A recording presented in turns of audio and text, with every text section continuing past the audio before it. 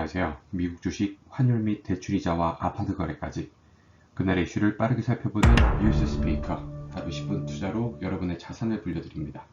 2023년 2월 6일 월요일입니다. 네, 먼저 미국 주식 살펴보죠. 지난주 금요일 장 마감 상황입니다. 3대 지수 모두 하락한 모습을 볼 수가 있죠. 아무래도 고용지표가 미국 고용지표가 너무 좋았어요. 생각보다 너무 좋았기 때문에 이대로라면 미국 연준에서 좀 더 강경하게 인플레이션에 더 대비하기 위해서 금리를 한 번 더 상승하는 게 아니냐, 한 번 더 상승시키는 게 뭔가 더 필요해 보인다라는 목소리가 있었기 때문에 아주 크게 보시면은 장 초반에는 역시 상승하는 모습이었지만 바로 고용지표가 발표되면서 하락하는 모습을 볼 수가 있죠. 3대 지수 마찬가지였고요. 다우가 사실상 요 며칠 상승세 동안에 하락을 덜 하는 만큼 상승을 덜 했던 만큼 하락도 덜 한 모습을 볼 수가 있습니다. 사실 그 SP500의 섹터 중에서 지금 필수 소비재와 커뮤니케이션 서비스 쪽이 가장 큰 하락을 기록했다고 합니다. 하지만 뭐 필수 소비재보다는 커뮤니케이션 서비스 같은 경우는 지난 3개월간 30% 상승을 하였기 때문에 이런 점들도 참고해서 봐야 될 것 같죠. 그럼에도 불구하고 뉴욕 스탁 익스체인지 기준으로는 800개가 넘는 주식이, 나스닥에서는 1700개가 넘는 주식이 상승을 하였다는 것을 우리는 모두 확인할 필요가 있습니다. 그래서 뉴 하이를 새롭게 찍은 것도 각각 100개를 상회하는 모습을 볼 수가 있죠.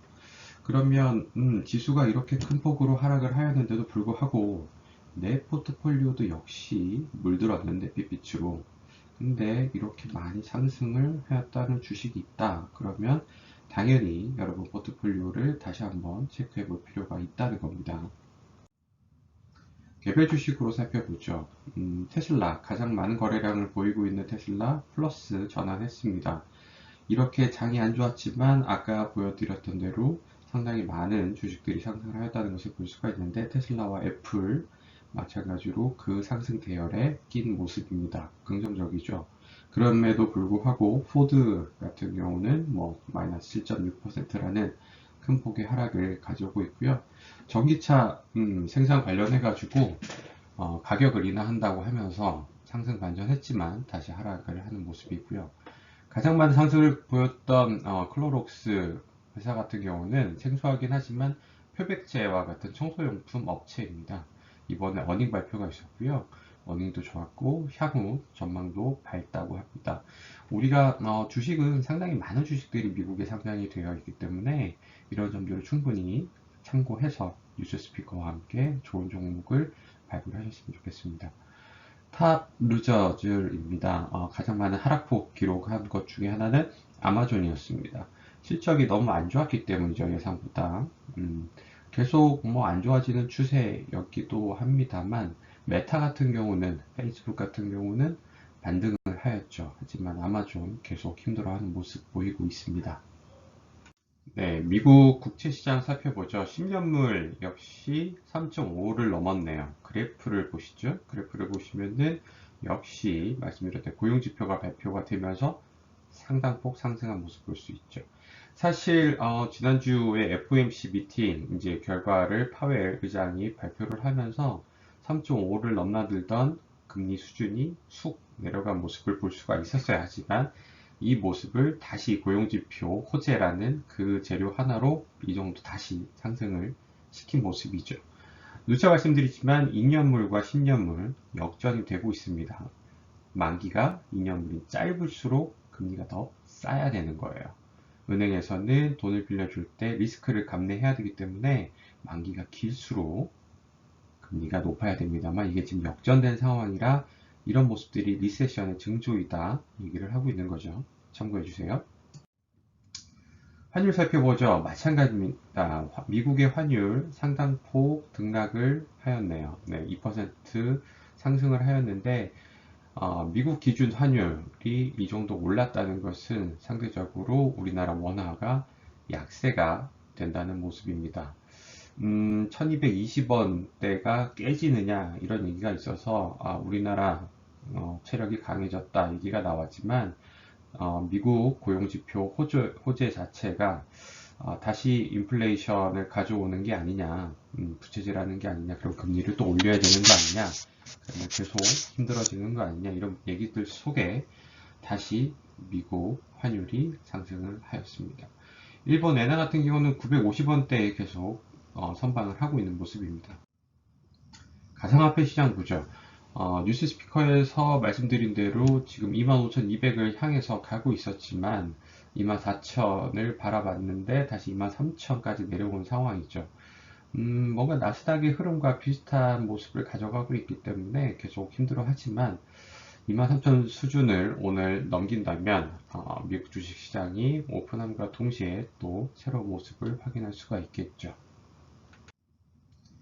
여러분들이 레버리지를 위한 주택담보대출 다시 확인해 보겠습니다. 5대 은행 기준으로 살펴보면 국민은행 변동 없고요.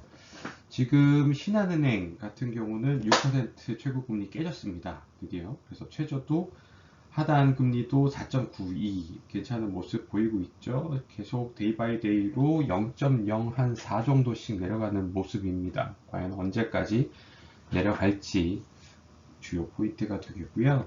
시중 5대 은행 제외하고 19개 은행 중에서 가장 좋은 금리를 보이는 것은 비행기 경남은행 계속 지난주와 더불어서 보여주고 있네요. 최저 하단 금리 4.31%라는 거 확인해 주시면 좋을 것 같습니다. 자, 그러면 우리의 목돈을 계속 지킬 수 있는 목돈을 불려나가는 정기 예금 대부은행 마찬가지로 최고금리 수준 보이고 있고요. 나머지 5대 은행 기준으로는 3% 후반 금리 어쩔 수 없는 모습입니다. 뉴스 스피커 여러분들 아시겠지만 이 5대 은행 정기 예금 금리가 올라간다는 것은 결국에는 코픽스 금리를 건드리기 때문에 대출 금리까지 다시 올라간다는 그 얘기로 확인을 하시면 되겠습니다. 이런 모습들이 아쉽지만 우리의 레버리지를 위한 대출 금리 하락을 하고 있다는 게 중요할 것 같습니다. 아파트 실거래가 확인하겠습니다.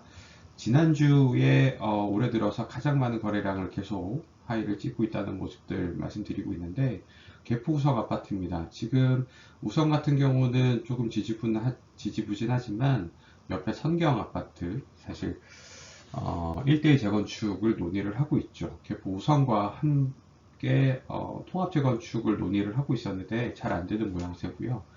최고 30억을 상회했지만 24억 5천에 실거래가 등재됐습니다. 그래도 위치가 좋아서 그런지 9.2억 나름 선방하고 있습니다. 많이 하락했지만 전세가입니다. 주공 5단지입니다. 34에서 36까지 그 세개 평수가 있는 재건축을 앞두고 있는 주공 5단지 22억 9,500만원 24억을 상회를 해서 호가는 25, 26까지 찍었지만 다시 22억대의 수치를 보여주고 있네요. 옥스파크힐스 같은 경우는 지난주에 25평 살펴봤는데 오늘은 30평대입니다. 최고 20억을 상회했지만 16억에 실거래가 등재됐고요. 2편은 세상 상도에 있는 노빌리티입니다. 34평형 역시 17억을 상회했지만 12억 9,500에 실거래가 등재됐네요. 녹번역의 2편은 세상 캐슬입니다. 신축 아파트인데 11억을 상회했지만 전세가 4.9억에 위치하면서 전세가율 상당히 낮습니다. 그래서 실거래가 8.3억에 등재됐습니다. 자, 오늘의 이슈를 살펴보죠. 한국은행의 기준금리 인상이 또 가능성이 심화가 되고 있다는 모습입니다. 계속 얘기가 조금 바뀌고 있죠. 지난번에 금융통화위원회에서 발표하기로는 금통위원들 절반씩 금리 인상 지금이 적절하다라는 얘기가 있어서 이제 기준금리 인상은 더 이상 없을 것 같다라는 얘기도 있었던 게 사실입니다. 하지만 파웰 미국 의장 연준 의장께서 0.25를 다시 상승시키는 바람에 예정되어 있었지만 한 번 더, 두 번 더까지 올리는 거 아니냐라는 얘기 속에서 지금 우리나라 기준금리 인상 또 예견되고 있습니다. 23일 날 통화정책 방향 가름하는 금융통화위원회 정기회의 개최합니다. 지금 1.25% 미국과 차이가 있어요, 금리가. 이는 사실 2000년 10월 이후에 가장 큰 폭의 상승폭 차이입니다. 미국 금리와 우리나라 기준금리 1.25%. 그래서 이 기준금리 차이가 너무 크면 자연스럽게 외화의 흐름이 금리가 더 높은 미국으로 흘러가기 때문에 자금의 흐름이 우리나라 증시나 그런 자산 시장에 좋지 않은 모습을 보여줄 수 있다는 얘기죠. 어떻게 될지 한번 뉴스 스피커 지켜보시죠.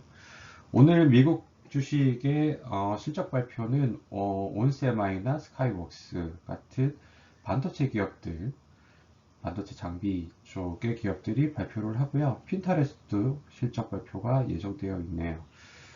굵직한 테크 기업들이 계속 진행을 하고 있는 얘기고요. 실적 발표 한창입니다. 그래서 이에 따라 반등폭 달라질 수 있다는 점 꼭 확인해 주세요. 대부업체에서 신규 대출 80% 줄이고 있다고 합니다. 참고로 대부업계 1, 2위는 러시앤캐시랑 리드코프 들어보셨죠? 신규 대출이 거의 뭐 정지된 상황이에요.